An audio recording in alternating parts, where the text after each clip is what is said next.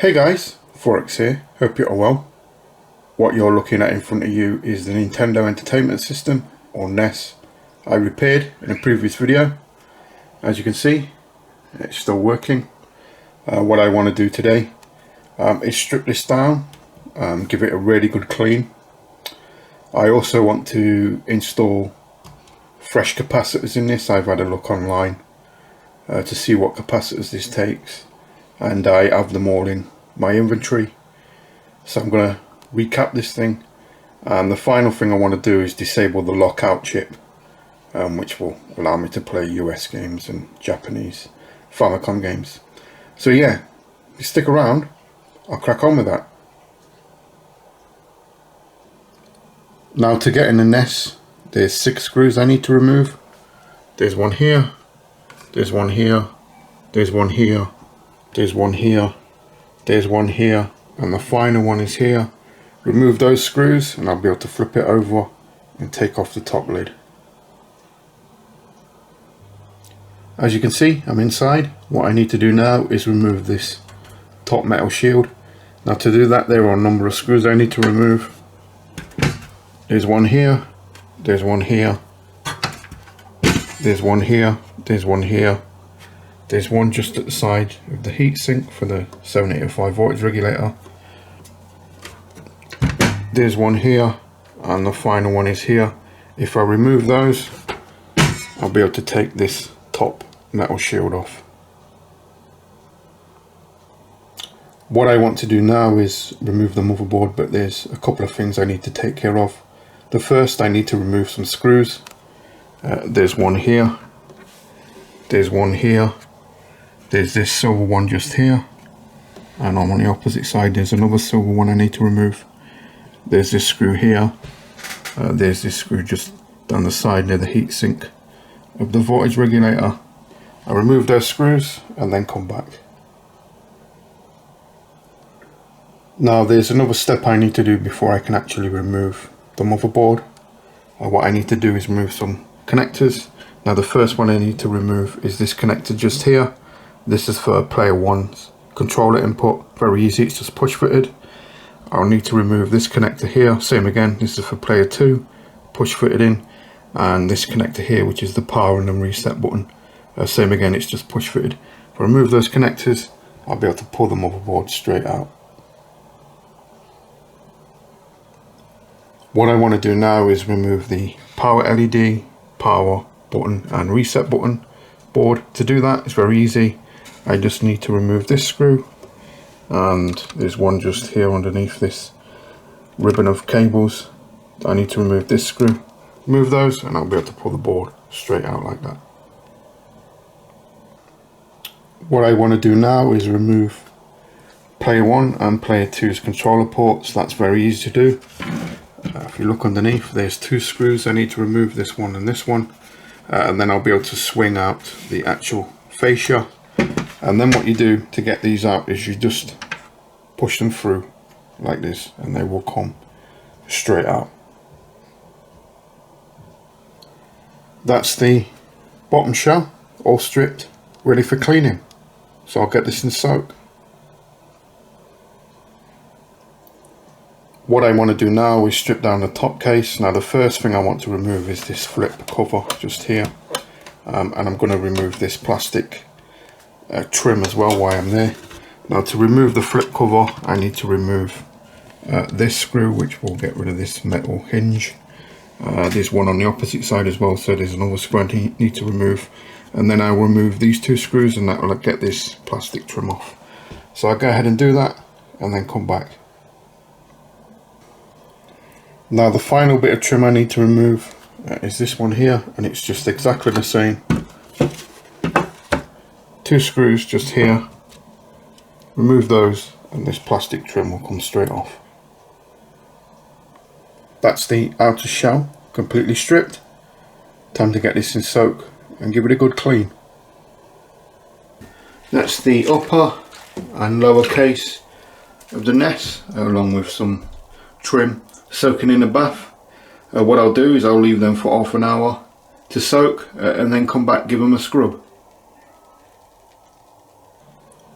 What I want to do now is work on the motherboard, but first I need to remove this cartridge housing. Now to do that it's very easy. I just need to remove this screw, I need to remove this screw, and then I'll be able to remove the whole cartridge assembly out. What I want to do now is actually remove the 72 pin cartridge slot. Now to do that is very easy. It's just push fitted on, and you just pull it off like this. I just want to get it off because it will be in the way. And that's the motherboard out, and I can start working on it. Now the first thing I want to do is disable the lockout chip, and that's very easy. This is the lockout chip just here, and all I have to do is cut pin 4, and that will disable the lockout chip. So I'll go ahead and do that and then come back. That's pin 4. Hopefully you can see that if you look. The lockout chip is just there, has been cut, and that's disabled the lockout chip. So this thing will accept US carts and Famicom carts if I use an adapter, and should play them perfectly fine now. What I want to do now is remove the actual power board and RF modulator, because there's capacitors inside this thing, and obviously I can't get inside the can without removing it. So to do that, it's gonna have to fire up my desoldering gun, and all I got to do is remove the solder from this joint here, this one, and this one, and then this row of pins here, and then I'll be able to take out the actual power board and RF modulator to work on. So I'll go ahead and do that, and then come back. That's the power board and RF modulator desoldered off the board. Now obviously I needed to take it off because I need to get inside it, because there's some capacitors in there that I need to replace, and obviously I can't get in there while it's soldered actually onto the board. Now if we take a look at the main board itself, there are only 3 electrolytic capacitors that I need to replace. So what I'm going to do is I'm going to whip these 3 off the board and replace them. That's the 3 capacitors, the old ones, replaced on the actual main board. What I need to do now is open the can and replace the capacitors in the RF modulator / power supply. So I've taken the lid off the RF modulator / power supply, and as you can see, there are 4 capacitors in there. There's one here, there's one just above it, there's one just to the right of it, and there's one just there. So what I'm going to do is the same again. I'm going to fire up my desoldering gun, and I'm going to suck those out and get them replaced.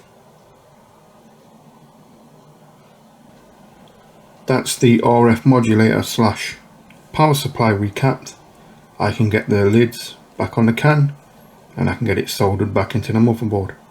So I'll crack on with that and then come back. That's the RF modulator / power supply soldered back on. The system's been completely recapped. What I can do is start putting this back together again. That's everything been cleaned, it's been recapped, and the lockout chip's been disabled. Let's get this all back together again.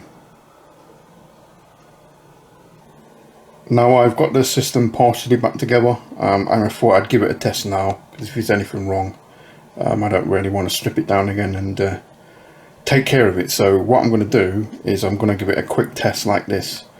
Now what should happen when I power this thing on is, because the lockout chip has been disabled, it shouldn't keep resetting the system. If you go back to my first video where we repair this and the lockout chip is still enabled, what you see is when I power it on, this light blinks on and off, and that's because the lockout chip is resetting the system when there's no game in there. Now what should happen now when I power on, because the lockout chip has been disabled, this light should stay solid red. So yeah, let's power on, and yeah, the light is solid red. and if you look, we've got a white screen, and you get that when the lockout chip has been disabled. You get a white screen because the CPU and the PPU are actually doing something because it's not being reset, so you get a white screen. I've seen purple screens as well. I've seen a purple screen on a Famicom when you turn one of those on, and there's no, obviously that doesn't contain a lockout chip. But yeah, you normally get a white screen or a purple screen, and this one's a white screen. So yeah, it looks like the system is actually running, so it looks like the ReCap was successful as well.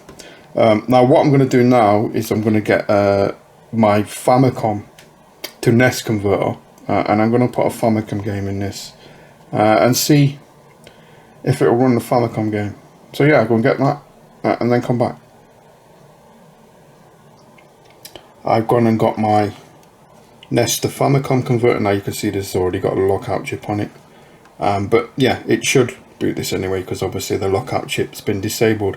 And if you're wondering what game this is, it's Donkey Kong for the Famicom. So yeah, what I'm going to do, I'm going to slide this in like that. There we go. Push it down. Let's power on, and hopefully we get some Donkey Kong. And there we go. We got Donkey Kong. So yeah,